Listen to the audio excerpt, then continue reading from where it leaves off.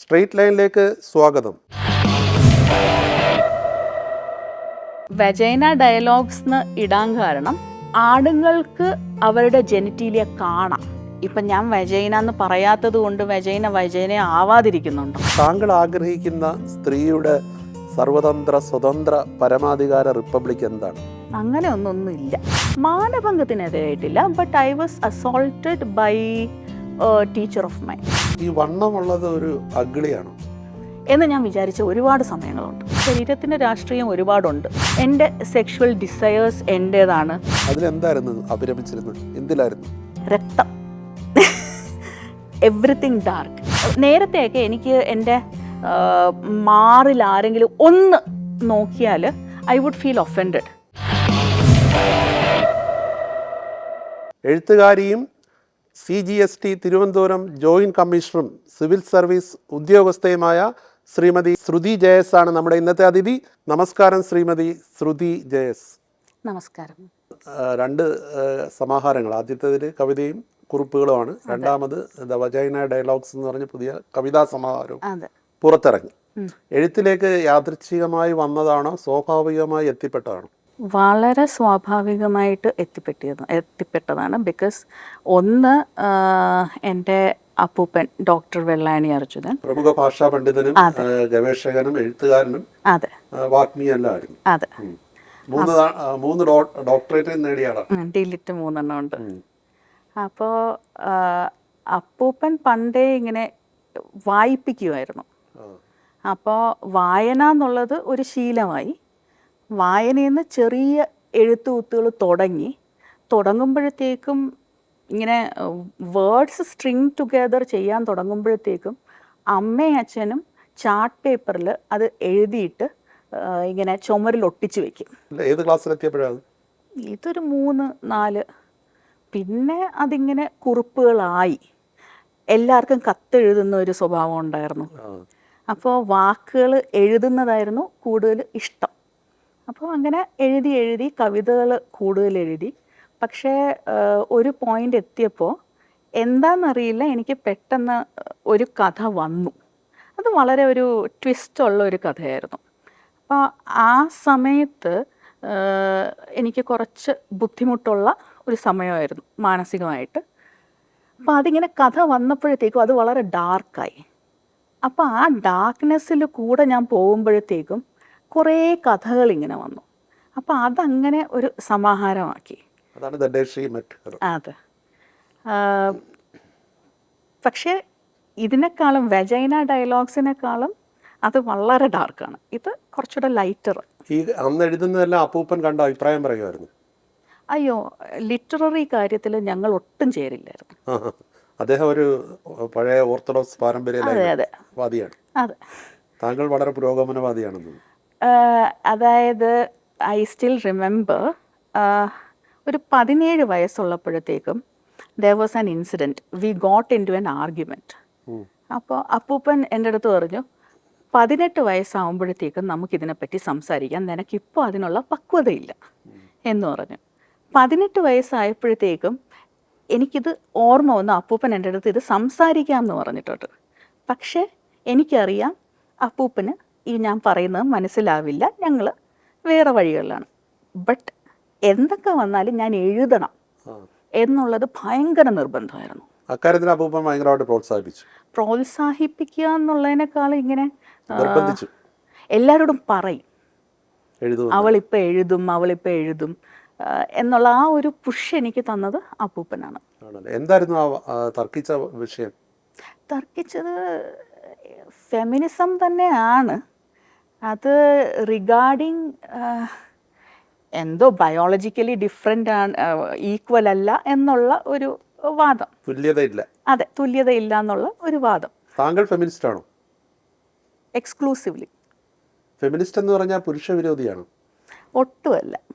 പുരുഷന്മാരെ ഭയങ്കര ഇഷ്ടമുള്ളൊരു ഫെമിനിസ്റ്റ് ആണ്. പൊതുവെ ഫെമിനിസ്റ്റുകൾ എന്ന് പറയുന്ന സോകാൾഡ് ഫെമിനിസ്റ്റ്, യഥാർത്ഥ ഫെമിനിസ്റ്റ് ആണോ എന്നറിയില്ല, പുരുഷന്മാരെ കുറ്റം പറയുക അല്ലെങ്കിൽ അവരുടെ പോരായ്മകൾ ചൂണ്ടിക്കാട്ടുക, അങ്ങനെ ഒരു വിശേഷം കേട്ടിട്ടുണ്ട്. എന്ത് പറയുന്നു? ഫെമിനിസം എന്ന് പറയുന്നത് പുരുഷനെ അല്ല കുറ്റം പറയുന്നത്, പേട്രിയാർക്കിയാണ്. ഇപ്പോൾ അതിൽ പുരുഷന്മാരും ഒരു ടൂളാണ്. പേട്രിയാർക്കി എന്ന് പറയുമ്പോഴത്തേക്കും പുരുഷന്മാർക്ക് കുറച്ചുകൂടെ കൺവീനിയൻ്റ് ആയിട്ടുള്ള ഒരു പൊസിഷനിൽ നിന്ന് ബാക്കിയുള്ളവരെ, ഞാനത് സ്ത്രീകൾ എന്നും പറയില്ല, സ്ത്രീകൾ എന്ന് പറയുമ്പോഴത്തേക്കും ഒരു ജെൻഡറാണ്, ബാക്കി ഒരുപാട് ജെൻഡേഴ്സ് ഉണ്ട്. അപ്പോൾ ഒരു പെർട്ടിക്കുലർ സെക്ഷനിലുള്ള ആൾക്കാർക്ക് ബാക്കിയുള്ളവരെ ഒപ്രസ് ചെയ്യാനുള്ള ഒരു ടൂളാണ് പേട്രിയാർക്കി. ആ പേട്രിയാർക്കിയാണ് ക്വസ്റ്റ്യൻ ചെയ്യുന്നത്. യഥാർത്ഥത്തിൽ ഫെമിനിസം എന്ന് പറഞ്ഞാൽ അങ്ങനെയാണോ ഇപ്പം നടക്കുന്നത്? അതെ, ആണോ? അതെ. പല തരത്തിലുള്ള ഫെമിനിസംസ് ഉണ്ട്. അത് ഒരു പെർട്ടിക്കുലർ ഫെമിനിസം എന്ന് പറയുമ്പോഴത്തേക്കും അത് ഒതുങ്ങിപ്പോവും. ഇതൊരു പുരുഷ കേന്ദ്രീകൃത സമൂഹമല്ലേ? ബിൽക്കുൽ, സോറി, ഹിന്ദിയും വരും. ആണ്. അതെ. ഈ ഒരു ഫെമിനിസം എന്നുള്ള ആ ഒരു മൂവ്മെന്റ് തന്നെ തുടങ്ങിയിട്ട് കാലങ്ങളായി. അതെ. അന്നേരം അതിലൂടെ എന്തെങ്കിലും ഒരു മാറ്റം വന്നിട്ടുണ്ടോ? നമുക്കിപ്പോ പുരുഷന്മാർ കുറെ കൂടെ പേടിച്ചു പോയോ ഇപ്പം? എന്തിന്? ഇല്ല, പേടിയില്ല. പുരുഷന്മാര് പേടിയുണ്ടോ? പുരുഷന്മാര് പേടിച്ചു പോയെന്ന്? പുരുഷന്മാർ പേടിക്കേണ്ട കാര്യമില്ലല്ലോ, ഇല്ലല്ലേ? ഒട്ടുമില്ല. കാരണം ഇപ്പം നമ്മൾ സംസാരിക്കുന്ന ഭാഷ ആയാൽ പോലും വളരെ ഫാലോ ലോഗോ സെൻട്രിക് എന്ന് പറയും അതിനെ. അതായത് ഹിസ്റ്ററി അവൻ്റെ കഥയാണ്, അവരുടെ കഥ, ഹിസ്റ്റോറിയാണ്. എല്ലാം മാൻ എന്നുള്ളതിൽ നിന്നാണ് വുമൺ വരുന്നത്. എല്ലാം ഒരു എക്സ്റ്റൻഷനായിട്ടാണ് വരുന്നത്. ഇപ്പം നമ്മളൊരു സയൻറ്റിഫിക് മെത്തേഡ് യൂസ് ചെയ്താൽ പോലും അതിൽ സ്ത്രീയെ കണക്കിലെടുക്കുന്നില്ല.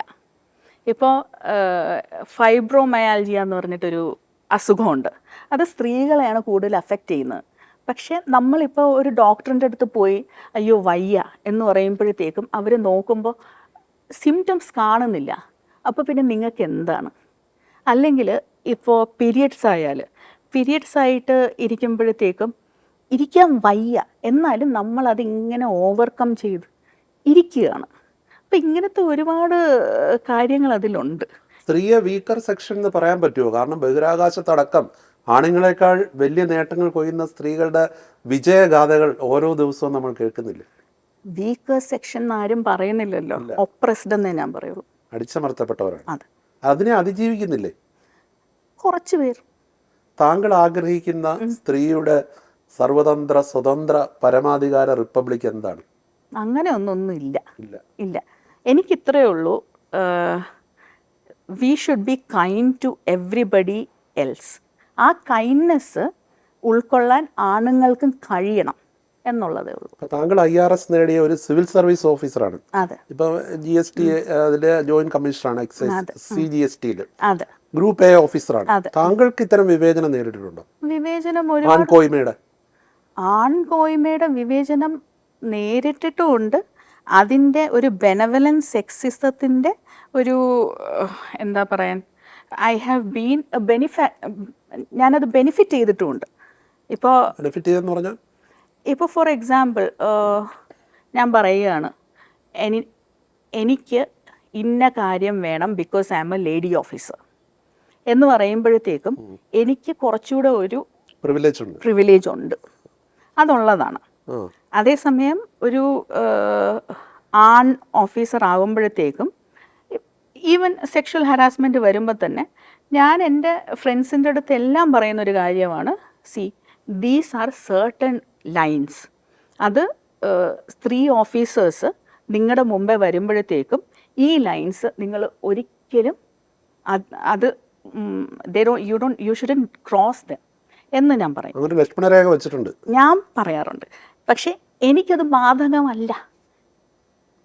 കാരണം എൻ്റെ ആ ഒരു ബിഹേവിയർ, ഞാനൊരു പ്രെഡേറ്റർ ആണോ ഇല്ലയോ എന്നുള്ളത് അത് നോക്കുന്നില്ല ആരും. അപ്പോൾ അതിൽ ഇങ്ങനെ പല തരങ്ങളുണ്ട്. എല്ലാ ദിവസവും പത്രങ്ങൾ വായിച്ചാലും ചാനലുകൾ നോക്കിയാലും കൊച്ചുകുട്ടികൾ പീഡിപ്പിക്കപ്പെടുന്നു, അല്ലെങ്കിൽ വളരെ വൃദ്ധയായിട്ടുള്ള ആൾക്കാർ പീഡിപ്പിക്കപ്പെടുന്നു, ഇത്തരം വാർത്തകൾ കൂടിക്കൂടി വരികയാണ്. ഒരുപക്ഷെ പണ്ടത് റിപ്പോർട്ട് ചെയ്യപ്പെടാത്തതുകൊണ്ടെന്നുള്ള വാദത്തിൽ എത്രമാത്രം ശരിയുണ്ടെന്ന് എനിക്കറിയില്ല. പക്ഷേ ഇത് കൂടുന്നതല്ലാതെ സാക്ഷരതയിലും മറ്റും വലിയ രീതിയിൽ ഊറ്റം കൊള്ളുന്ന നമ്മുടെ നാട്ടിൽ പോലും ഇത് വർദ്ധിച്ചു വരുന്നു. എന്തായിരിക്കും കാരണം? ഇത് വർദ്ധിച്ചു വരുന്നു എന്നൊരു ക്വസ്റ്റ്യൻ ഉണ്ടോ? അതും ഒരു ക്വസ്റ്റ്യനാണ്. കാരണം സാറ് പറഞ്ഞ മാതിരി ഇപ്പോൾ റിപ്പോർട്ടിംഗ് വളരെയധികം കൂടുന്നുണ്ട്. പിന്നെ ഇപ്പോൾ ബേസിക്കലി എല്ലാ കാലഘട്ടത്തിലും സ്ട്രഗിൾസ് ഉണ്ടായിട്ടുണ്ട്. അപ്പോൾ ആ സ്ട്രഗിൾ വരുമ്പോഴത്തേക്കും ആദ്യം ഒരു പവർ പ്ലേ വരുന്നത് അതിൽ വീക്കർ സെക്ഷൻ എന്ന് ഞാൻ പറയും കുട്ടികളുടെ പുറത്താണ്. അത് പെൺകുട്ടിയായാലും ആൺകുട്ടിയായാലും പെൺകുട്ടികൾ കുറച്ച് കൂടുതൽ. അപ്പോൾ അത് കഴിഞ്ഞിട്ട് പിന്നെ സ്ത്രീകളുടെ പുറത്ത്. അത് ഇപ്പോഴത്തെ ഒരു നമ്മുടെ സിസ്റ്റവും ഇപ്പോഴത്തെ ഒരു സോഷ്യോ എക്കണോമിക് സ്ട്രഗിൾസും എല്ലാം അതിൽ കൂടെ കടന്നു പോകുമ്പോഴത്തേക്കും എനിക്ക് തോന്നിയിട്ടുള്ളത് ഇപ്പോൾ ഈ കോവിഡ് കഴിഞ്ഞിട്ട് വളരെ ഒരു മെൻ്റൽ ഹെൽത്ത് വളരെ കുറഞ്ഞ ഒരു സിറ്റുവേഷനിലാണ് എല്ലാവരും. അൺഎംപ്ലോയ്മെൻറ്റും കുറേ കാര്യങ്ങളുണ്ട്. അപ്പോൾ അതെല്ലാം കൊണ്ടും ഈ സൊസൈറ്റിയിൽ അതിൻ്റേതായ സ്ട്രൈഫ്സ് ഉണ്ട്. ആ സ്ട്രൈഫിൽ ഇവരെന്തായാലും വന്നുവിടും. അവരെ കൂടുതൽ ടാർഗറ്റ് ചെയ്യുകയും ചെയ്യും. അത് it is sad but it is the truth. ജീവിതത്തിൻ്റെ ആനന്ദം അല്ലെങ്കിൽ രസം എന്താ?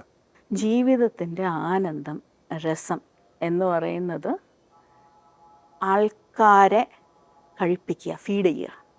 ഒരാൾ നമ്മൾ നല്ല ആഹാരം വെച്ച് കൊടുക്കുമ്പോഴത്തേക്കും അത് കഴിക്കുന്നത് കണ്ട് സംതൃപ്തി അടയുക. നല്ല പാചകക്കാരിയാണോ? വളരെ നല്ല പാചകക്കാരിയാണ്.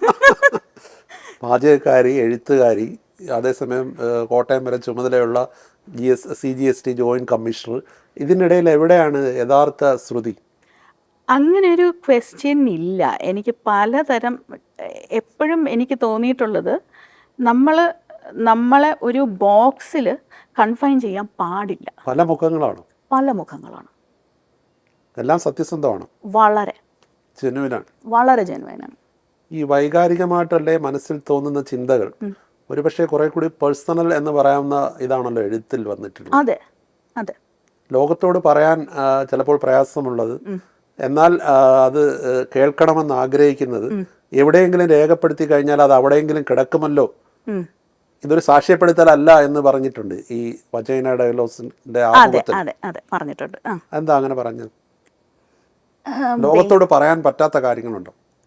അങ്ങനെ ഉണ്ടോയെന്ന് ചോദിച്ചാൽ അങ്ങനെ ഒരുപാടൊന്നും ഇല്ല. ബിക്കോസ് ഞാൻ ബേസിക്കലി ഒരു ക്രോണിക് ഡിപ്രസീവാണ്. അതിൻ്റെ കൂടെ തന്നെ എനിക്ക് ആങ്സൈറ്റി, അങ്ങനത്തെ കുറേ പ്രശ്നങ്ങളുണ്ട്. അപ്പോൾ എന്നെ അത് ഒരുപാട് ഓവർകം ചെയ്യാൻ ഹെൽപ്പ് ചെയ്തത് തന്നെ ലോകത്തോട് ഒരുപാട് കാര്യങ്ങൾ വിളിച്ച് പറയുന്നതാണ്, അവരോട് എൻഗേജ് ചെയ്യുന്നതാണ്. അങ്ങനെ ഒരു I am all right, everything is fine എന്നുള്ള ഒരു മുഖംമൂടി വെക്കാതെ സംസാരിക്കുന്നതാണ്. ഇപ്പോൾ ഡൽഹിയിൽ തന്നെ എനിക്ക് ഒരു പാനിക് അറ്റാക്ക് വരുമ്പോഴത്തേക്കും ഞാനൊരു മീറ്റിംഗ് കഴിഞ്ഞ് I'm engaging with my colleagues. പക്ഷേ I understand that something is happening. അപ്പം ഞാൻ ചിരിക്കുന്നു, ഞാൻ കളിക്കുന്നു, I'm very cheerful. But അത് കഴിഞ്ഞിട്ട് ഞാൻ ഉടനെ ഒരു ഹോസ്പിറ്റലിലോട്ട് പോവുകയാണ്.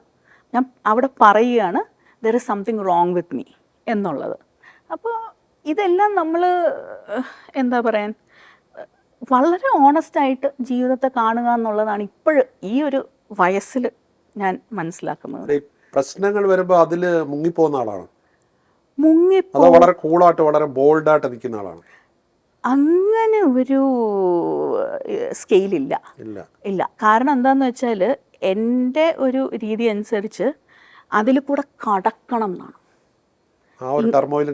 കടന്നു പോകണം എന്നാണ്. ഒരിക്കലും അത് ഇങ്ങനെ അകത്ത് വെക്കുകയോ അതോ അതിനെ ഇങ്ങനെ സർക്കംവെന്റ് ചെയ്ത് പോവുകയോ ചെയ്യരുത് എന്നുള്ളതാണ് എൻ്റെ ഒരു പേഴ്സണൽ ഫിലോസഫി. ജീവിതത്തിന്റെ സങ്കടങ്ങളെയും ദുഃഖങ്ങളെയും എല്ലാം അതുപോലെ ഉൾക്കൊള്ളുകയാണ്. യെസ്, അത് ഭയങ്കര ടഫാണ്. ബട്ട് പൊതുവെ ആൾക്കാരെല്ലാം സന്തോഷിച്ചിരിക്കാനല്ലേ ആഗ്രഹിക്കുന്നത്. ജീവിതത്തിന്റെ രണ്ട് സൈഡുകളാണ് ഇതെങ്കിലും, അല്ലേ? യെസ്. പക്ഷെ ഈ ദുഃഖിക്കുന്നതിലും ഒരു ആനന്ദം കണ്ടെത്തുന്നുണ്ടോ? ഇല്ല, അതൊരു പാർട്ട് ഓഫ് ലൈഫാണെന്ന് ഞാൻ മനസ്സിലാക്കുന്നു. അതായത് ഇതിൽ ബേസിക്കലി എനിക്ക് തോന്നിയിട്ടുള്ളൊരു കാര്യം എന്ന് പറഞ്ഞാൽ, ഞാൻ നേരത്തെ ഇങ്ങനെയാണ്. As A child I was lonely. അത് കഴിഞ്ഞിട്ട് ഒരു സൊസൈറ്റിയിലോട്ട് വരുമ്പോഴത്തേക്കും സിബ്ലിങ്സ് ഇല്ലേ? ഒരു സിബ്ലിംഗ് ഉണ്ട്, അനിയൻ. ലോൺലി ചൈൽഡ് ആയിരുന്നു. Lonely child, totally lonely child. Not ഒരു കുട്ടി എന്നുള്ളതല്ല, ലോൺലി ആയിരുന്നു. Even in a crowd lonely ആയിരുന്നു. സ്വന്തമായിട്ടുള്ള ഒരു എന്താ ഒരു ഭാവന പ്രപഞ്ചം ഉള്ളിൽ കൊണ്ടു നടന്ന ഒരു കുട്ടിയായിരുന്നു. അതെ. അതിലെന്തായിരുന്നു അഭിരമിച്ചിരുന്നത്? എന്തിലായിരുന്നു? രക്തം. Everything dark. അതായത് കൈമുറിച്ച് രക്തം എടുത്താലോ, രക്തം എങ്ങനെ ഇരിക്കും, മരണം എങ്ങനെ ഇരിക്കും, വേദനയുടെ പല തലങ്ങൾ, ഇതൊക്കെ. ഒരേ സമയം ഈ എന്താ പറയുക വളരെ ജെന്യുവിൻ ആണെന്ന് പറയുമ്പോഴും ഇതൊക്കെ ഒരു സാഡിസ്റ്റ് മെന്റാലിറ്റി അല്ലേ? സ്വയം പീഡിപ്പിക്കുന്നു. അതെ, അതും ഞാൻ പറയുന്നു, ഞാൻ അങ്ങനെയും ആയിരുന്നു. അതായത് there is something called generational trauma, generational trauma എന്ന് പറഞ്ഞിട്ടൊരു കോൺസെപ്റ്റ് ഉണ്ട്. അത് സ്ത്രീകളിൽ പല രീതിയിലാണ് വരിക. ഇപ്പോൾ എപ്പിജെനറ്റിക്സ് എന്ന് പറഞ്ഞിട്ട് ഒരു ഫീൽഡ് വന്നിട്ടുണ്ട്, ഒരു 10-15 വർഷമായി കാണും. അപ്പോൾ അവർ ഡോക്ടേഴ്സ് പറയുന്നതെന്ന് പറഞ്ഞാൽ നമ്മുടെ ജീൻസ് ആ ഒരു സീക്വൻസിങ് ആണ് നമ്മൾ എപ്പോഴും കേൾക്കുന്നത്. പക്ഷെ അതെങ്ങനെ റീഡ് ചെയ്യപ്പെടുന്നു, അല്ലെങ്കിൽ ബാക്കി ഒരു ട്രോമ ഉണ്ടാകുമ്പോഴത്തേക്ക്, ഇപ്പം എൻ്റെ അമ്മൂമ്മയ്ക്ക് ഒരു ഭയങ്കര പ്രശ്നം ഉണ്ടായി എന്ന് വെച്ചാൽ ആ പ്രശ്നം അതെങ്ങനെ ഈ ജീൻസിൽ കൂടെ കോഡ് ചെയ്യപ്പെടുന്നു എന്നുള്ളത് സ്റ്റഡി ചെയ്യുന്നത് എപ്പിജെനറ്റിക്സ് ആണ്. അപ്പോൾ അമ്മൂമ്മയ്ക്കൊരു ട്രോമയുണ്ടായി, അതെന്തോ ആവട്ടെ, അതൊരു എന്താ ഡൊമസ്റ്റിക് വയലൻസോ റേപ്പോ എന്തോ ആവട്ടെ, അപ്പം അതിൻ്റെ ട്രോമ ഇതിൽ കോഡ് ചെയ്യപ്പെടും. കോഡ് ചെയ്യുമ്പോഴത്തേക്കും suppose my grand mother was pregnant with my mother. അപ്പോൾ ഒരു പെൺകുട്ടിയുടെ ഓവ, ഇത് ഓവറീസിലുള്ള ഓവ വളരെ ദേ ആർ ലിമിറ്റഡ്. അത് ഈ യൂട്രസിൽ കിടക്കുമ്പം തന്നെ ഡെവലപ്പ് ചെയ്ത് കഴിയുകയാണ്. വിച്ച് മീൻസ് അമ്മൂമ്മയ്ക്കുണ്ടായ ട്രോമ കോഡ് ചെയ്യപ്പെടുന്നത് എൻ്റെ അമ്മയുടെ ശരീരത്തിൽ മാത്രമല്ല, ആ ഓവയിലുമുണ്ട്. അതായത് അത് എനിക്കും കൂടെ പാസ് ചെയ്യപ്പെടുകയാണ്. അമ്മൂമ്മയുടെ ആ പെർട്ടിക്കുലർ അമ്മൂമ്മയ്ക്ക് അമ്മൂമ്മയുടെ ട്രോമയും പാസ് ചെയ്യപ്പെട്ട് കാണും. ജനിതക കൈമാറ്റം ഉണ്ടെന്നാണ് പറയുന്നത്. അപ്പോൾ നമുക്കറിയില്ല ഈ ആങ്സൈറ്റിയും ഡിപ്രഷനും എന്തുകൊണ്ടാണ് ഇപ്പോൾ സ്ത്രീകൾക്ക് ഇത്രയും പ്രശ്നം വരുന്നത്. Why are we prone to it? ഇതൊക്കെ ഒരു കാരണമാണ്. കുട്ടിക്കാലത്ത് അങ്ങനെയുള്ള എന്തെങ്കിലും ട്രോമ നേരിടേണ്ടി വന്നിട്ടുണ്ടോ? ഓഫ് കോഴ്സ് ഐ വാസ് മാനഭംഗത്തിനിരയായിട്ടില്ല, but I was assaulted by teacher of mine. അതൊരു 9 വയസ്സിലാണ്. അപ്പോൾ ഇല്ല, മനസ്സിലായില്ലായിരുന്നു. അപ്പോഴീ ചൈൽഡ് സെക്ഷൽ അബ്യൂസ് എന്ന് പറയുന്ന ഒരു സംഭവം എന്താണെന്ന് നമുക്ക് അറിയില്ല. It was very long ago. അപ്പോൾ ആ സമയത്ത് അപ്പോഴെൻ്റെ അടുത്ത് പറയാണ്, എന്നെ പേടിപ്പിച്ചു. അമ്മയുടെ അടുത്തും അച്ഛൻ്റെ അടുത്തും പറഞ്ഞാൽ അവർക്ക് മനസ്സിലാവില്ല, എന്താ ഞാനവരെ കൊല്ലും, ആ ഒരു രീതിയിലൊക്കെ പറഞ്ഞു. അത് കഴിഞ്ഞിട്ടൊരു ഐ തിങ്ക് ഐ വാസ് 16. അപ്പോഴ് എൻ്റെ റീഡിംഗ് ഒക്കെ ചൈൽഡ് സെക്ഷൽ അബ്യൂസും എല്ലാം ഞാൻ വായിച്ചിട്ടുണ്ട്. സോ തിയററ്റിക്കലി എനിക്കിതെല്ലാം അറിയാം. പക്ഷെ ഒരു സെക്കൻഡിൽ എന്തോ ഇങ്ങനെ പറഞ്ഞുകൊണ്ടിരിക്കുന്നതിനിടയിൽ ഞാനിങ്ങനെ okay 16 or 17 this happen to me എന്നൊരു റിയലൈസേഷൻ വരികയാണ്. അപ്പോൾ ആ റിയലൈസേഷൻ വരുമ്പോൾ അതേപടി ഞാൻ എൻ്റെ അമ്മയുടെ അടുത്ത് പറയുകയാണ്, അമ്മ ഇതിങ്ങനെ സംഭവിച്ചു, ഐ തിങ്ക് ഐ വാസ് മൊളസ്റ്റഡ് എന്ന് പറഞ്ഞു. അപ്പോൾ അമ്മ പിന്നെ അദ്ദേഹത്തെ കണ്ടുപിടിക്കാനൊക്കെ നോക്കി, അത് നടന്നില്ല. കുഞ്ഞായിരിക്കുമ്പോഴത്തേക്കും ഒരു പ്രാവശ്യം വളരെ യാദൃശ്ചികമായിട്ട് അച്ഛനും അമ്മയും ഞാനും കൂടെ എവിടെയോ പോയപ്പോൾ അദ്ദേഹത്തെ ഇങ്ങനെ കണ്ടു. അപ്പോൾ ഇവരെൻ്റെ അടുത്ത് ചോദിക്കുകയും ചെയ്തു, മക്കളെ എന്ത് നീ മാറി നിൽക്കുന്നേ, എന്തെൻ്റെ പുറകെ നിൽക്കുന്നേ എന്നുള്ളത് ചോദിക്കുകയും ചെയ്തു. അപ്പം അതെന്നെ ഒരുപാട് അഫക്റ്റ് ചെയ്തിട്ടുണ്ട് എന്നുള്ളത് എനിക്ക് പിന്നീടാണ് മനസ്സിലായത്. പൊതുവെ ഇപ്പോൾ ഉള്ള ഒരു സൈക്കോളജിസ്റ്റുകളും ഒക്കെ പറയുന്ന ഒരു കാര്യം എന്ന് പറഞ്ഞാൽ പലരും അവരവരുടെ വീടുകളിൽ തന്നെ പീഡിപ്പിക്കപ്പെടും. അത് എന്താ യൂഷ്വലി ഒരു കുട്ടിയെ ഗ്രൂം ചെയ്തെടുത്താലേ ആ കുട്ടിയെ പീഡിപ്പിക്കാൻ പറ്റുള്ളൂ. അപ്പം ആ യൂഷ്വലി അത് നടക്കുന്നത് വീടുകൾക്ക് അകത്ത് തന്നെയാണ്. ഒരുപാട് അങ്ങനത്തെ കാര്യങ്ങൾ നേരത്തെ നമുക്ക് ബാഡ് ടച്ചും ഗുഡ് ടച്ചും അറിയില്ല. ഇപ്പൊ കുറച്ചുകൂടെ ഇപ്പൊ കുട്ടികൾക്ക് അത് അറിയാം. ഒരു പരിധി വരെ. അതെ അതെ അതെ. ഇപ്പൊ കുട്ടികളെ ഞാൻ കാണുമ്പോഴത്തേക്ക് എനിക്ക് അവരെ ഒന്ന് കെട്ടിപ്പിടിക്കണം എന്ന് തോന്നിയാൽ, അല്ല തൊടണം എന്ന് തോന്നിയാലും ഐ വിൽ ആസ്ക്, ഞാൻ നിന്നെ തൊട്ടോട്ടെ, ഞാൻ നിന്നെ കെട്ടിപ്പിടിച്ചോട്ടെ എന്ന് ചോദിക്കും. അപ്പോഴും അതില്ല. അപ്പോൾ ഒരുപാട് പേർക്ക് അങ്ങനത്തെ അനുഭവങ്ങൾ ഉണ്ടായിട്ടുണ്ട്. ഒരുപാടല്ല, മെജോറിറ്റി. ഈ വണ്ണമുള്ളത് ഒരു അഗ്ലിയാണോ എന്ന് ഞാൻ വിചാരിച്ച ഒരുപാട് സമയങ്ങളുണ്ട്. ഉണ്ട്. പിന്നെ അത് നമുക്ക് എന്തായാലും ബോഡി ഇമേജ് ഇഷ്യൂസ് വരുമല്ലോ. അത് അതങ്ങനെ വിചാരിച്ചിട്ടുമുണ്ട്. പിന്നെ അത് ഓവർകം ചെയ്തിട്ടുമുണ്ട്. അച്ഛൻ്റെ മറികടന്നു എന്ന് പറയാൻ പറ്റില്ല. അങ്ങനെ ഉണ്ട്, ശരി, but I don't care, I am beautiful എന്ന് ഒരു ചിന്ത വന്നിട്ടുമുണ്ട്. വണ്ണമുള്ളവരെ ആൾക്കാർ പരിഹസിക്കുന്നുണ്ടോ ഇപ്പോഴും? പിന്നെ എന്തുകൊണ്ട് പരിഹസിക്കുന്നില്ല?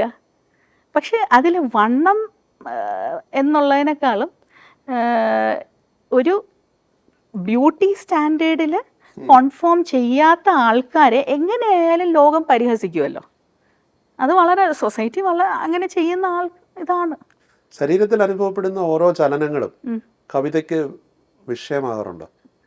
യെസ്, തോന്നാറുണ്ട്. ശരീരത്തിന്റെ രാഷ്ട്രീയമാണോ താങ്കളുടെ രചനകൾ പറയുന്നത്? അത് മാത്രമല്ല, പക്ഷെ ശരീരത്തിൻ്റെ രാഷ്ട്രീയം ഒരുപാടുണ്ട്. കാരണം എന്താണെന്ന് വെച്ചാൽ, ഇപ്പോൾ ഓഡ്രി ലോട്ട് എന്ന് പറഞ്ഞിട്ട് ഒരു ബ്ലാക്ക് ഫെമിനിസ്റ്റ് ഉണ്ടായിരുന്നു. അപ്പോൾ അവർ പറഞ്ഞത്, ഇപ്പോൾ നമ്മൾ സെൽഫ് കെയർ വിമൻസ് ഡേ എന്നൊക്കെ പറഞ്ഞിട്ട് ഇപ്പോൾ നൈക്കയുടെ 3+3 ഫേസ് ഷീറ്റ് മാസ്ക്, ഇങ്ങനെയൊക്കെ അതൊരു വളരെ കൺസ്യൂമറിസ്റ്റ് ഇതായി മാറിയിട്ടുണ്ട്. പക്ഷേ സെൽഫ് കെയർ എന്ന് പറയുന്നത് ഒരു it is N act of protest, അല്ലെങ്കിൽ ഇറ്റ്സ് എ പൊളിറ്റിക്കൽ വാർഫെയർ. കാരണം നമ്മുടെ ഒരു പേട്രിയാർക്കൽ സൊസൈറ്റി നമ്മളെ ഇങ്ങനെ ടയർ ഡൗൺ ചെയ്യാൻ ശ്രമിക്കുമ്പോഴത്തേക്കും we have to resist that by taking care of ourselves. ആ റെസിസ്റ്റൻസിലൂടെ we take care of the community എന്നുള്ള ഒരു ഐഡിയ ഉണ്ട്. അങ്ങനെ വരുമ്പോഴത്തേക്കും ഒരു പോയിന്റ് കഴിഞ്ഞപ്പോൾ വണ്ണം ഉണ്ടെങ്കിൽ എനിക്കിഷ്ടമുള്ള വേഷം ധരിക്കാം, എനിക്കിഷ്ടമുള്ള പോലെ പെരുമാറാം, എൻ്റെ സെക്ഷുവൽ ഡിസയേഴ്സ് എൻ്റേതാണ്, എൻ്റെ സെക്ഷുവൽ പ്ലഷർ അത് എനിക്ക് എക്സ്പ്രസ് ചെയ്യാൻ കഴിയണം. അല്ലെങ്കിൽ ഒരാൾ അട്രാക്റ്റീവ് ആണെന്ന് തോന്നിയാൽ കണ്ണ് മാറ്റാതെ യു ലുക്ക് ഗുഡ് എന്ന് പറയാനുള്ള ആ ഒരു ധൈര്യം. അങ്ങനെയൊക്കെ പറയാൻ ഒരുപാട് സ്വാതന്ത്ര്യക്കുറവ് ഇന്നത്തെ സ്ത്രീകൾ അനുഭവിക്കുന്നുണ്ടോ? അത് ഉണ്ട്, സൊസൈറ്റി വൈസ് ഉണ്ട്. പക്ഷെ ഒരു കാര്യം, നേരത്തെയൊക്കെ എനിക്ക് എൻ്റെ മാറിൽ ആരെങ്കിലും ഒന്ന് നോക്കിയാൽ ഐ വുഡ് ഫീൽ ഒഫൻഡഡ്. ഇപ്പം ഞാൻ വിചാരിക്കും, ഞാൻ ആൾക്കാരുടെ എല്ലാം നോക്കാറില്ലേ, അത് വളരെ നാച്ചുറൽ ഒരു ഗ്ലാൻസ് ആണ്. അതും ഒരുപാട് നോക്കിക്കൊണ്ടിരിക്കുന്നതും ഡിഫറെന്റ് ആണ്. തുറിച്ചു നോക്കുന്നതിന്റെ ശിക്ഷാർഹമായി മാറിയ കാലമാണ്. അതെ, അത് ശിക്ഷാർഹമാണ്. പക്ഷെ ഇപ്പം സാറിന്റെ കാര്യം പറഞ്ഞാൽ, സാറിന് എൻ്റെ കണ്ണിൽ നോക്കി സംസാരിക്കാൻ പറ്റുന്നുണ്ടല്ലോ, that is a different thing. അതായത് ഒരാളെ തുറിച്ചു നോക്കുന്നതും ഒബ്ജക്റ്റിഫൈ ചെയ്യുന്നതും വളരെ ബയോളജിക്കലായിട്ട് ഒന്ന് നോക്കി പോകുന്നതും വളരെ ഡിഫറെന്റ് ആണ്. തുറിച്ചു നോക്കുകയും ഒളിഞ്ഞു നോക്കുകയും ചെയ്യുന്നവരുണ്ട്. ഇപ്പൊ കഴിഞ്ഞ ദിവസം പോലീസിലെ ഒരു സഹപ്രവർത്തകയുടെ അത് വസ്ത്രം മാറുന്ന ഒളിഞ്ഞു നോക്കിയ പോലീസുകാരൻ സസ്പെൻഷനിലായി. അതൊക്കെ കൂടി വരികയാണോ? വോയറിസം എന്ന് പറയുമ്പോഴത്തേക്കും ഇപ്പൊ ക്യാമറയും എല്ലാ ഇതൊക്കെ ആക്സസിബിലിറ്റി കൂടിയില്ലേ. നമ്മുടെ പ്രൈവസിയിലോട്ട് കടക്കാനുള്ള, ആരുടെയും പ്രൈവസിയുടെ അകത്തോട്ട് കടക്കാനുള്ള ഒരു ആക്സസിബിലിറ്റി സമൂഹത്തിന് ഒരുപാട് കൂടി. അപ്പോൾ എനിക്ക് തോന്നിയിട്ടുള്ളത്, കേരള സമൂഹം, എസ്പെഷ്യലി തിരുവനന്തപുരത്ത് ജനിച്ചു വളർന്ന ഒരാളായതുകൊണ്ട് എനിക്ക് എപ്പോഴും തോന്നിയിട്ടുള്ളത്, നമ്മുടെ സമൂഹം വളരെ വോയറിസ്റ്റിക് ആണ്, ഒളിഞ്ഞു നോട്ടക്കാരാണ്. എല്ലാത്തിലും, സ്ത്രീകളുടെ എല്ലാ കാര്യത്തിലും അവർ സ്ത്രീയെ ഒരു പൊതു സ്വത്തായി വെച്ചുകൊണ്ട് അഭിപ്രായം പറയുന്നവരാണ്. പുരുഷന്മാരും പാവങ്ങളായിട്ടുള്ള ആൾക്കാരില്ലേ, അവരെയും ഈ ചിലർ പറയാറുണ്ട് ചില സ്ത്രീകളായിട്ട് വട്ടം കറക്കുന്നുണ്ടെന്ന്. അതിൽ കഥയുണ്ട്. Everybody becomes A tool in patriarchy. ഇപ്പോൾ പുരുഷനും ഉണ്ട് നാച്ചുറലി. ഇപ്പം നമ്മൾ നേരത്തെ സംസാരിച്ചപ്പോൾ ഞാൻ പറഞ്ഞു, ഇങ്ങനെ ശരീരത്തിന്റെ ഓരോ ചലനങ്ങളും അത് താങ്കളുടെ എഴുത്തിന് വിഷയമായി മാറാണ്. ഇപ്പൊ ഏറ്റവും പുതിയ പുസ്തകം വജൈന ഡയലോഗ്സ്, ഈ പേരിടാനുള്ള കാരണം എന്താണ്? ഇതൊരു പക്ഷേ വളരെ കൊമേഴ്സ്യലി അട്രാക്റ്റീവ് ആയിട്ടുള്ള ഒരു പേരാണ്. എന്തായിരിക്കും ഇതിൻ്റെ പിന്നിൽ? എന്തെങ്കിലും രസമുണ്ടോ എന്നറിയാൻ വേണ്ടി ഒരു കൗതുകത്തിൻ്റെ പേരിലും ഇത് വായിക്കാൻ ആൾക്കാർ താല്പര്യപ്പെടും അല്ലേ? അത് ഞാൻ അങ്ങനെ ആക്ച്വലി വിചാരിച്ചില്ലായിരുന്നു. വജൈന ഡയലോഗ്സ് എന്ന് ഇടാൻ കാരണം ഞാൻ എവിടെയോ വായിച്ചിട്ടുണ്ട്, ഇപ്പോൾ ആണുങ്ങൾക്ക് അവരുടെ ജെനിറ്റീലിയ കാണാം, അറ്റ്ലീസ്റ്റ് കണ്ണാടിയിലെങ്കിലും കാണാൻ പറ്റും. എത്ര സ്ത്രീകൾ അവരുടെ യോനി കണ്ടിട്ടുണ്ട്. അപ്പം I just wrote that as ഒരു conversation between my vagina and me. അതിൻ്റേതായ അത് കാരണം എന്ന് വെച്ചാൽ ആ ഒരു ടൈമിൽ ഭയങ്കരമായിട്ട് ഈ ലേബിയോപ്ലാസ്റ്റി, പിന്നെ ബ്ലീച്ചിങ്, ഡൂഷിങ് എന്നുണ്ടാ ഇത് കഴുകി അവിടെ നമ്മുടെ വജൈനയിലെയൊക്കെ pH എന്നൊക്കെ പറയുന്നത് വളരെ ഡെലിക്കേറ്റ് ബാലൻസ് ഉള്ളൊരു കാര്യമാണ്. വിദേശ രാജ്യങ്ങളിൽ അതിൻ്റെ ക്ലിനിക് ഉണ്ട്. അതെ, ഇവിടെ തുടങ്ങി. അപ്പം അതൊക്കെ കണ്ട് ഇങ്ങനെ അയ്യോ സാരമില്ല, you are okay, you are perfect as the way you are എന്ന് എൻ്റെ യോനിയുടെ അടുത്ത് എനിക്ക് പറയണം എന്ന് തോന്നി. ഇതേ ഒരു എന്താ പറയാൻ ഭയങ്കര സെൽഫ് ഡൗട്ട്, ഇങ്ങനത്തെ ഒരു ഡൗട്ട് വരുത്തുന്ന ആഡ്സാണ് ഉള്ളത്. അപ്പം എനിക്ക് കുട്ടികളോടും ആരായാലും ബാക്കി സ്ത്രീകളോടും പറയണമെന്ന് തോന്നി, you are fine the way you are. അതിനെ എൻ്റർടൈൻ ചെയ്യണമെന്ന്. അതിനെ എൻ്റർടൈൻ ചെയ്യണം, അതിനെ എംബ്രേസ് ചെയ്യണം. എൻ്റർടൈൻ അല്ല, അതിനെ എംബ്രേസ് ചെയ്യണം. അതാണ് ഈ വജൈന ഡയലോഗ്സ്. പക്ഷെ അത് ഇംഗ്ലീഷിൽ എഴുതാൻ, അത് എക്സ്പ്രസ് ചെയ്യാൻ എളുപ്പമാണ്. ഇത് മലയാളത്തിൽ എഴുതി കഴിഞ്ഞാൽ അശ്ലീലമായി പോകും. അശ്ലീലം എന്ന് പറയുന്നത് അത് ഓരോ ഭാഷയും, അത് തന്നെയാണ് ഈ വജൈന ഡയലോഗ്സിൽ പല പോയംസും കൊണ്ട് ഞാൻ ഉദ്ദേശിക്കുന്നത്. നമ്മൾ അശ്ലീലം എന്ന് കരുതുന്ന ഒരുപാട് വാക്കുകളുണ്ട്. ഇപ്പോൾ ഇംഗ്ലീഷ്, ഞാൻ 4ാം ക്ലാസ് വരെ മലയാളം പഠിച്ചിട്ടുള്ളൂ. അപ്പോൾ അതുകൊണ്ട് എനിക്ക് മലയാളത്തിൽ എഴുതാൻ അതിൻ്റെതായ ബുദ്ധിമുട്ടുണ്ട്.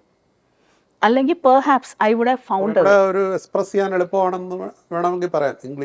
ഇംഗ്ലീഷിലാണ് എനിക്ക് വരുന്നത്. അപ്പോൾ ആ ഒരു താങ്കൾ ഈ പറഞ്ഞ വാക്കുകളൊക്കെ ഇങ്ങനെയൊക്കെ പറയാമോ എന്ന് ചോദിക്കുന്ന ആൾക്കാരുമുണ്ട്. അവരോട് എന്താണ് പറയുന്നത്? ഇപ്പം ഞാൻ വജൈന എന്ന് പറയാത്തത് കൊണ്ട് വജൈന ആവാതിരിക്കുന്നുണ്ടോ? ഇല്ല, അതില്ല. അപ്പോൾ അതങ്ങനെ തന്നെ പറയുക. അതിന് മടിക്കുന്നില്ല. മറ്റുള്ളവർ എന്ത് ചിന്തിക്കും എന്ന് അപ്പോഴെങ്കിലും ആലോചിച്ചിട്ടുണ്ടോ? ചിന്തിക്കാനാണല്ലോ നമ്മൾ എഴുതി. ചിന്തിച്ചോട്ടെ. അതെ, ചിന്തിക്കുക എന്നുള്ളതാണ് ഒരു ലക്ഷ്യം. ഈ മാതൃത്വത്തിന്റെ മഹത്വം എക്കാലത്തും ഉള്ള ഒരു കാര്യമാണ് അമ്മ. പക്ഷേ താങ്കളുടെ വൈവാഹിക ജീവിതത്തിൽ താങ്കളുടെ പാർട്ട്ണറോടൊപ്പം ജീവിക്കുന്നു, പക്ഷെ കുട്ടികൾ വേണ്ടെന്ന് വെച്ചിട്ടുണ്ട്. എന്താ കാര്യം? വളരെ സെൽഫിഷ്. എനിക്ക് കുട്ടികളിൽ നിന്ന് നമ്മൾ ബയോളജിക്കലാണല്ലോ പറയുന്നത്. ഓക്കെ, ബയോളജിക്കലി നമുക്ക് ആ ഒരു ഡ്രൈവ് വരുന്നത് എപ്പോഴാണ്? സ്പീഷീസ് പ്രൊപ്പഗേഷൻ വേണം എന്നുള്ളപ്പോഴാണ്. നമ്മൾ ആ ഒരു ലെവലിൽ നിന്നൊക്കെ ഇപ്പോൾ ഒരു കോഗ്നിറ്റീവ് എവല്യൂഷൻ്റെ ഒക്കെ ഒരു ഭാഗമായിട്ട് we can think, we can restrict ourselves to certain number of children. ഇതൊക്കെ വന്നു. അപ്പോൾ ഇനിയും എൻ്റെ ജീൻസ് പ്രൊപ്പഗേറ്റ് ചെയ്താലേ എനിക്കൊരു ലെഗസി ഉള്ളൂ. അല്ലെങ്കിൽ ഞാൻ ഒരു കുഞ്ഞിനെ ഉണ്ടാക്കി വളർത്തി വലുതാക്കിയാലേ ഈ ലോകം രക്ഷപ്പെടുള്ളൂ. അല്ലെങ്കിൽ എൻ്റെ ലക്ഷ്യം ഒരു കുഞ്ഞാണ്. ഇങ്ങനത്തെ ചിന്തകളൊക്കെ വളരെ ഔട്ട്ഡേറ്റഡ് ആയിപ്പോയി. അപ്പം എനിക്ക് ആ ഒരു താങ്കളുടെ കാര്യത്തിൽ എനിക്ക് അപ്പം എൻ്റെ സ്പൗസും അങ്ങനെ ചിന്തിക്കുന്ന ഒരാളാണ്. അപ്പം ഞങ്ങൾ കണ്ടുമുട്ടിയപ്പോഴേ ഞങ്ങൾ ഡേറ്റ് ചെയ്ത് തുടങ്ങുമ്പോഴേ ഇതെല്ലാം പറഞ്ഞ് മനസ്സിലാക്കി ബോധ്യപ്പെട്ടാണ് തുടങ്ങുന്നത്. താങ്കൾ ഒരുപാട് താലോലിക്കപ്പെട്ട ഒരു കുട്ടിയായിരുന്നില്ലേ? ലോൺലി ചൈൽഡ് എന്ന് പറഞ്ഞാലും വളരെയധികം പാമ്പേർഡ്. അങ്ങനെ ഒരു കുഞ്ഞിനെ താലോലിക്കണമെന്ന് തോന്നിയിട്ടില്ലേ? അതിന് വേറെ കുഞ്ഞുങ്ങളുണ്ടല്ലോ, എന്റെ തന്നെ വേണമെന്നില്ലല്ലോ. വിശാല മനസ്കാണല്ലേ? വളരെ നർച്ചറിങ് ആണ്. ഇപ്പൊ താങ്കൾ ഈ പുസ്തകത്തിൽ തന്നെ എഴുതിയിട്ടുള്ള ഈ പീരിയഡ്സിന്റെ കാര്യം ഇപ്പൊ പറഞ്ഞു, ആ സമയത്ത് ഉണ്ടാവുന്ന വലിയ ബുദ്ധിമുട്ടുകൾ, അതിനെക്കുറിച്ച് വലിയ രീതിയിൽ വിവരിച്ചു. താങ്കളുടെ ഒരു പോസ്റ്റ് കണ്ടിട്ട് അതിന്റെ അടിയിൽ വരുന്ന ഒരു ഡോക്ടറുടെ പോസ്റ്റാണ്, ആ പേര് ഞാൻ പറയുന്നില്ല. അവർ പറയുന്നത് ഇപ്പോൾ ഒരു 3-4 പേരൻസ് ഇവരെ വന്ന് സമീപിച്ചിട്ട് പറഞ്ഞത് ഇങ്ങനെയുള്ള പോസ്റ്റുകൾ ഇതിനെക്കുറിച്ച് ഒരു വലിയ ഭയപ്പാടുണ്ടാക്കുന്നുണ്ട്, അതുകൊണ്ട് ഇത് നീട്ടി 10-12 വയസ്സുള്ള കുട്ടികളുടെ ഇത് നീട്ടി വെക്കാൻ പറ്റുമോ? നമ്മുടെ ഒരു പഴയ തലമുറ ഇത് നേരിട്ട് വന്നു, പുതിയ തലമുറ ഇപ്പം വളരെ കൂളായിട്ട് നേരിടുന്നു. അതിനപ്പുറം ഇത്രയധികം ഒരു ഇത് പറയേണ്ടതുണ്ടോ എന്ന് ആരെങ്കിലും ചോദിച്ചാൽ അവരോട് എന്ത് പറയും? അതായത് ഏത് സൊസൈറ്റിയിലായാലും ഒരു സ്ത്രീ അല്ലെങ്കിൽ ഒരു പെൺകുട്ടി പീരിയഡ്സ് തുടങ്ങുന്നത് മുതൽ ഹോർമോണൽ ചേഞ്ചസ് ഇതെല്ലാം വളരെ ഫ്ലക്ച്വേറ്റ് ചെയ്ത് വരികയാണ് നമ്മുടെ ബോഡിയിൽ. അപ്പോൾ അത് നമുക്ക് പെട്ടെന്ന് ഇപ്പം just because you R aware of it അതെടുത്ത് കളയാൻ പറ്റൂല. ആ കുഞ്ഞിന് വേദനയുണ്ടാവും, ആ കുഞ്ഞിന് PMS ഉണ്ടാവും. അപ്പോൾ ഇതെല്ലാം just because you are dealing with it every day that does not make it normal. അത് അതിൻ്റെ ഒരു പ്രസക്തി അങ്ങനെ കുറയുന്നില്ല. ഒരു സ്ത്രീ ആകേണ്ടിയിരുന്നില്ല, ഒരു പുരുഷനായാൽ മതിയായിരുന്നു എന്ന് ചിന്തിച്ചിട്ടുണ്ട്? ഒട്ടുമില്ല. I love being a woman. ആണ്. അതെ. പിന്നെ അതുപോലെ നമുക്ക് ഇഷ്ടമുള്ള വസ്ത്രം അത് വീട്ടിനുള്ളിലാണെങ്കിൽ പോലും ധരിക്കുന്നതിലൊക്കെ റെസ്ട്രിക്ഷൻസ് ഉണ്ടോ? അകത്തെ മുറിയിൽ നിന്ന് പുറത്തോട്ട് വരാൻ? പിന്നെ വീട്ടില് എന്താ പറയാൻ, ഇപ്പോൾ ഞാനും എൻ്റെ സ്പൗസും ഞങ്ങൾ ഒരുമിച്ച് ഒറ്റയ്ക്കായിരുന്നപ്പോഴത്തേക്കും ബ്രാ ഇടണ്ട അങ്ങനത്തെ യാതൊരു ഇതുമില്ല. ഇവിടെ വന്നപ്പോഴത്തേക്കും ആകെ ഒരു കൺഫ്യൂഷൻ ആയിരുന്നു ആദ്യം. ഇതെങ്ങനെയാണ്, ഇഷ്ടമുള്ളതുപോലെ നടക്കാൻ പറ്റുന്നില്ല, ഒരു അർത്ഥവസ്ത്രധാരിയായിട്ട് നടക്കാൻ പറ്റുന്നില്ല, ഇങ്ങനത്തെ കൺഫ്യൂഷൻസ് ഉണ്ടായിരുന്നു. ഇപ്പൊ പതുക്കെ അതൊക്കെ ഡീൽ ചെയ്തിട്ട് എനിക്ക് തോന്നുന്ന മാതിരി ഞാൻ നടക്കുന്നു. അതൊക്കെ മാറി. ഞാൻ ഈ ചോദ്യങ്ങൾ ചോദിക്കുന്ന പലതും താങ്കൾ എഴുതിയ കവിതകളിൽ നിന്നുള്ള വിഷയങ്ങളെ ആസ്പദമാക്കിയാണ്. അതെ അതെ. അന്നേരം ഈ ഇഷ്ടപ്പെട്ട ഒരു വസ്ത്രം, ഇപ്പൊ താങ്കൾ ഇപ്പൊ ഒരു സിവിൽ സർവീസ് ഓഫീസർ, അത് താങ്കളെ തടയുന്നുണ്ടോ അത്തരം താങ്കൾ ഇഷ്ടപ്പെട്ട വേഷം ധരിക്കുന്നതെന്ന്? കുറച്ച്. പക്ഷേ അതിൽ വേറൊരു കാര്യമുണ്ട്. എൻ്റെ ഫെമിനിനിറ്റി അല്ലെങ്കിൽ എൻ്റെ ഒരു വസ്ത്രധാരണം, കമ്മൽ, കളർഫുൾനെസ് ഇതെല്ലാം ടോളറേറ്റ് ചെയ്യുന്ന ചില ക്ലാസിക്കൽ വേഷങ്ങളുമുണ്ട്. For example, I like long skirts and kurtas. That is totally acceptable in my work life. അല്ലെങ്കിൽ ഡ്രസ്സസ്, നീസിന് താഴെ നിൽക്കുന്ന വെസ്റ്റേൺ ഡ്രസ്സസ്, വളരെ ബിസിനസ് ലൈക്ക്, അതെല്ലാം ആക്സെപ്റ്റ് ചെയ്യപ്പെടുന്നുണ്ട്. പിന്നെ നമ്മൾ ഒരു സമൂഹത്തിൽ ജീവിക്കുമ്പോഴത്തേക്കും ചില റെസ്ട്രിക്ഷൻസ് നമുക്ക് വരും. അത് വളരെ നാച്ചുറലാണ്. ഇഷ്ടമുള്ള വസ്ത്രം ധരിക്കുക എന്നുള്ളത് ഒരു മൗലിക അവകാശമല്ലേ ഒരു വ്യക്തിയുടെ? ഇപ്പം തന്നെ പെൺകുട്ടികൾ ഇപ്പം തന്നെ പല രീതിയിലുള്ള ഡ്രസ്സ്, ഇപ്പം ജീൻസ് ആയി അല്ലെ ഇവിടെ വരെ ഉള്ളത് ഇടുന്നു, ചിലടത്ത് വെട്ട്, ഇതെല്ലാം. അതിനെയൊക്കെ കുറ്റം പറയുന്നതിൽ എന്താ കാര്യം? അവരവരുടെ ഇഷ്ടത്തിനൊത്ത് ജീവിക്കണ്ടേ? ഒരു കാര്യമില്ല. ഈ ഒരു ഏജിലല്ലേ അതൊക്കെ ഇടാൻ പറ്റും? ഈ എല്ലാ ഏജിലും ഇടാം, അതിന് കുഴപ്പമൊന്നുമില്ല. എല്ലാ ഏജിലും ഇടാം. ഇതിന് എനിക്ക് ഭയങ്കര ഈ ഒരു ഡൈക്കോട്ടമി ഞാൻ എക്സ്പീരിയൻസ് ചെയ്തിട്ടുള്ളത്, ഞാൻ MSc പഠിക്കുമ്പോഴത്തേക്കും എൻ്റെ ഒരു ക്ലാസ്മേറ്റ് ഉണ്ടായിരുന്നു. അപ്പോൾ ആ കുട്ടി ഷോള് ഇങ്ങനെ ഇട്ടിരിക്കുകയായിരുന്നു. അപ്പം ഞാൻ പതുക്കെ ഷോൾ ഇങ്ങനെ നമ്മൾ ഗ്യാദർ ചെയ്ത് ഇങ്ങിടുമല്ലോ, അങ്ങനെ ഞാനിങ്ങനെ ഷോൾ ഇങ്ങനെ വെച്ചു. അപ്പോൾ ആ കുട്ടി എന്നെ നോക്കിയിട്ട് കൈ കാണും എന്ന് പറഞ്ഞ് താഴ്ത്തിയിട്ടു. അപ്പം ഞാൻ വളരെ അതിശയത്തോടെ ചോദിച്ചു, ഇതിന് ശേഷമല്ലേ കാണുന്നുള്ളൂ, എന്താ ഇസ് യുവർ വെജൈന ദേർ എന്ന് ഞാൻ ചോദിച്ചു. അതിലെന്താണ് ബുദ്ധിമുട്ട്? അപ്പോൾ ഉടനെ അഷി എന്ന് പറഞ്ഞ അതേ വ്യക്തി വേറൊരു അബ്രോഡ് പോയിട്ട് now I see her photos wearing shorts and tank tops, വളരെ ഫ്രീ ആയിട്ട് വസ്ത്രം ധരിക്കുന്നു. അപ്പം അത് ഓരോ സൊസൈറ്റിയിലും ആ ഒരു പെർട്ടിക്കുലർ മൈൻഡ് സെറ്റ് എങ്ങനെ ലീഗലാകുന്നോ അതനുസരിച്ചിരിക്കും വസ്ത്രധാരണവും. വലിയ മാറ്റങ്ങൾ കൊണ്ടുവന്ന നാട് കൂടിയാണ് കേരളം.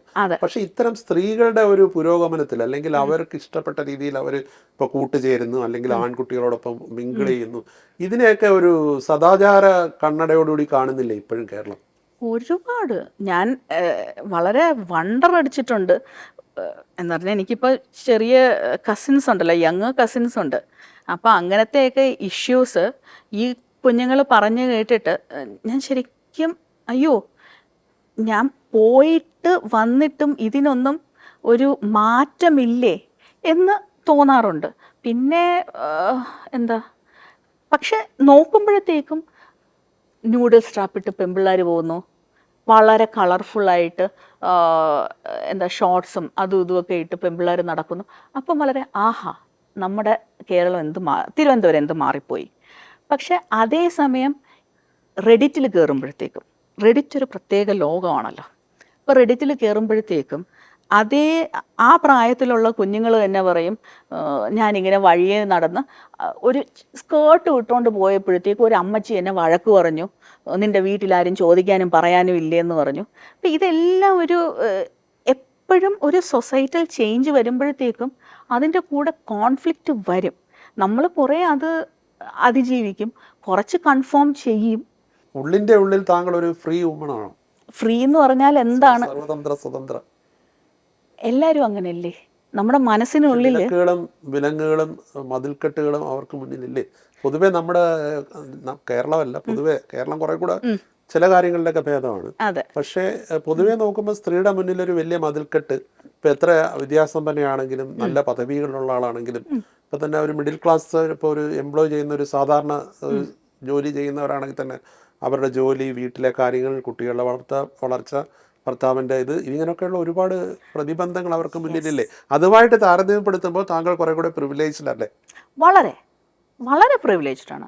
അതായത് ഇപ്പോൾ എനിക്ക് ഇത് ഒരു എക്സാമ്പിൾ വെച്ച് പറയുകയാണ്. ഒരു പാനൽ ചർച്ച കുറേ വർഷം മുമ്പാണ് ഞങ്ങളുടെ ഫൗണ്ടേഷൻ കോഴ്സിൽ വെച്ചിട്ട് ഒരു പാനൽ ചർച്ച, സർവീസസിലെ സ്ത്രീകളുടെ അനുഭവങ്ങൾ. അപ്പോൾ ആ പാനൽ ചർച്ചയിലെ മോഡറേറ്റർ പറയുകയാണ്, behind every successful woman there is the invisible hand of God എന്ന് പറഞ്ഞു. there is the invisible hand of God എന്ന് പറഞ്ഞു. അപ്പം ഞാനൊന്ന് ഞെട്ടി, ഇതെന്താണ് ഇൻവിസിബിൾ ഹാൻഡ് ഓഫ് ഗോഡ്? അദൃശ്യകരങ്ങൾ. അതെനിക്കറിയാം, ബട്ട് പോയിന്റ് ഈസ് അത് ഗോഡ് അല്ല. അമ്മ കാണും, അച്ഛൻ കാണും, ഭർത്താവ് കാണും, അനിയൻ കാണും, അനിയത്തി കാണും, ഫ്രണ്ട്സ് കാണും. ഇവരെല്ലാവരും കൊച്ചിൻ്റെ പുറകെ ഓടും. ഇപ്പോൾ എൻ്റെ അമ്മ MEd എടുക്കാൻ പോകുന്നത് എന്നെ 42ാമത്തെ ദിവസം എൻ്റെ അപ്പൂപ്പൻ്റെയും അമ്മൂമ്മയുടെയും കയ്യിൽ ഏൽപ്പിച്ചിട്ടാണ്. അപ്പം എന്നെ വളർത്തുന്നത് ഇവരെല്ലാവരും കൂടെയാണ്, ഒരു വലിയ കുടുംബമാണ്. അവരെല്ലാവരും കൂടെ ചേരുന്നതാണ് ആ ഗോഡ്. അതേസമയം വിജയിയായ ഏതൊരു പുരുഷന്റെയും പിന്നിൽ ഒരു സ്ത്രീ ഉണ്ടത് എന്നുള്ളൊരു കോമൺ ചൊല്ലാണ്. അതുപോലെ വിജയിയായ ഒരു സ്ത്രീയുടെ പിന്നിൽ ഒരു പുരുഷനില്ലേ? പുരുഷനും കാണും, മെയ്ഡും കാണും കേട്ടോ. 1-2 മെയ്ഡ്സും കാണും. ഇല്ലാതെ നമുക്ക് ജീവിക്കാൻ പറ്റില്ല. ഈ പറഞ്ഞ ഒരു ഇമോഷണൽ ലേബർ ഉണ്ടല്ലോ, ഇമോഷണൽ ലേബർ എന്ന് പറയുന്നത് അത് നമ്മളിൽ ഉള്ളതാണ്. ഇപ്പോൾ എൻ്റെയും എൻ്റെ സ്പൗസിൻ്റെയും കാര്യം എടുത്താൽ, സ്പൗസിനെ ഒന്ന് പരിചയപ്പെടുത്തിയില്ല, അദ്ദേഹം എന്ത് ചെയ്യുന്നു? നിതിൻ എന്നാണ് പേര്. നിതിൻ ഒരു actually he's research director for ഇത് പറഞ്ഞു വരാൻ ഇത്തിരി ബുദ്ധിമുട്ടാണ്. ആർട്ടിഫിഷ്യൽ ഇൻ്റലിജൻസിൽ എക്സ്പേർട്ടായ കമ്പ്യൂട്ടർ വിഷൻ ആൻഡ് മെഷീൻ ലേണിങ്ങിൽ എക്സ്പേർട്ടായ ഒരാളാണ്. അപ്പം but he works from home. അപ്പോൾ കോവിഡ് തൊട്ട് he has been working from home. ഇടയ്ക്ക് പോയി വരും എന്നുള്ളതേ ഉള്ളൂ. വൈവാഹിക ജീവിതമാണോ ലിവ് ഇൻ റിലേഷൻഷിപ്പ് ആണോ പൊതുവെ അഡ്വൈസ്ഡ്? നമ്മുടെ സൊസൈറ്റിയിൽ കൺവീനിയൻസ് അനുസരിച്ച് സൊസൈറ്റി എപ്പോഴും ഒരു മതിലായിട്ട് നിൽക്കുന്നുണ്ടോ? സൊസൈറ്റി അല്ലേ, സൊസൈറ്റി മതിൽ തന്നെയാണ് എപ്പോഴും. ചിന്തിക്കുന്ന വഴിക്ക് പോയി കഴിഞ്ഞാൽ പിന്നെ ജീവിക്കാൻ പറ്റും. അയ്യോ, പക്ഷെ convenience is a big thing. Especially സർവീസസിലിരിക്കുന്ന എനിക്ക് ഇത് ഞാൻ കണ്ടിട്ടുള്ളതാണ്.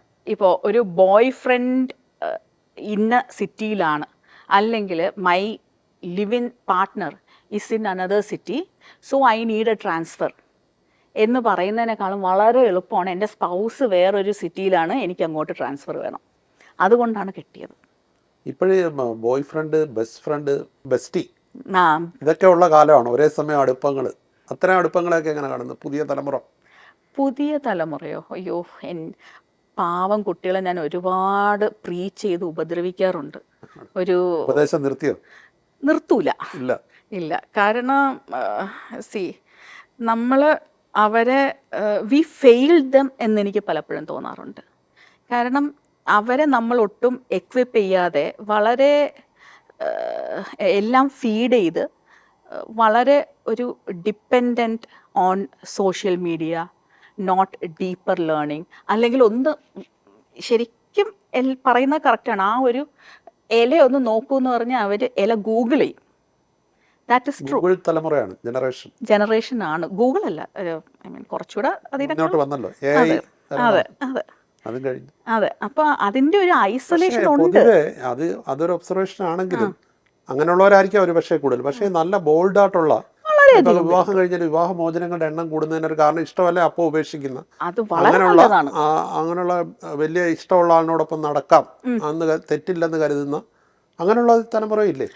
അത് തലമുറ മാത്രമല്ല, അതൊരു എഡ്യൂക്കേഷണൽ ഒരു ഡെവലപ്മെന്റിന്റെ ഭാഗമായിട്ട് കേരളത്തിൽ വളരെ കൂടുതലാണ്. അത് വളരെ it is very good also. Actually this is one of the things that a lot of my north Indian acquaintances അവർ ഇങ്ങനെ കേരളത്തിനെ വ്യൂ ചെയ്യുന്നത് തന്നെ ഇങ്ങനെയാണ്. ഈ ഒരു അവിടെ എന്താ ഡിവോഴ്സ് വളരെ കൂടുതലാണ്, അത് എന്താ ഇത്രയും വലിയ എഡ്യൂക്കേറ്റഡ് സൊസൈറ്റി ആയിട്ട് ഡിവോഴ്സ് കൂടുതലാണ് എന്ന് പറഞ്ഞാണ്. അപ്പം ഞാൻ പറയുന്നത് എഡ്യൂക്കേറ്റഡ് സൊസൈറ്റി ആയതുകൊണ്ടാണല്ലോ ഞങ്ങൾക്ക് മുന്നോട്ട് ഒരുമിച്ച് പോകാൻ കഴിയില്ല എന്ന് മനസ്സിലാക്കി ഒരു ബഹളവും ഇല്ലാതെ പിരിയുന്നത്. അതല്ലേ നല്ലത്. ഒരാളെ തന്നെ ജീവിതകാലം മുഴുവൻ സ്നേഹിച്ചോളാം എന്ന് എഴുതി വെക്കാൻ പറ്റില്ലല്ലോ. താങ്കളുടെ മേശപ്പുറത്ത് ടിഷ്യൂ പേപ്പറും ചോക്ലേറ്റ്സും ഉണ്ടെന്ന് കേട്ടിട്ടുണ്ട്. എന്താണ് അതിന്റെ രഹസ്യം?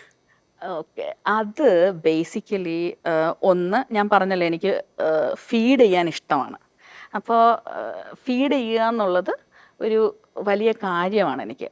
പിന്നെ ടിഷ്യൂ പേപ്പർ വെക്കാൻ കാരണം പണ്ട് തൊട്ടേ സംഭവം ഞാനിങ്ങനെ സംസാരിച്ച് വരുമ്പോഴത്തേക്ക് ഫേസ് ടു ഫേസ് നമ്മൾ വളരെ ഹാർട്ട് ഇങ്ങനെ ഒരു കോൺവെർസേഷൻ ഉണ്ടാവുമ്പോഴത്തേക്കും പലപ്പോഴും മുമ്പിലിരിക്കുന്ന ആൾ കരഞ്ഞു പോവാറുണ്ട്. അപ്പം ആ ഒരു കരച്ചിൽ ഒപ്പിയെടുക്കാനാണ് ടിഷ്യൂ പേപ്പർ വെക്കുന്നത്. എസ്പെഷ്യലി എനിക്ക് ഈ അഡ്ജൂഡിക്കേഷൻ എന്ന് പറഞ്ഞിട്ട് ഒരു വർക്കുണ്ട്, ഒഫീഷ്യൽ വർക്കുണ്ട്.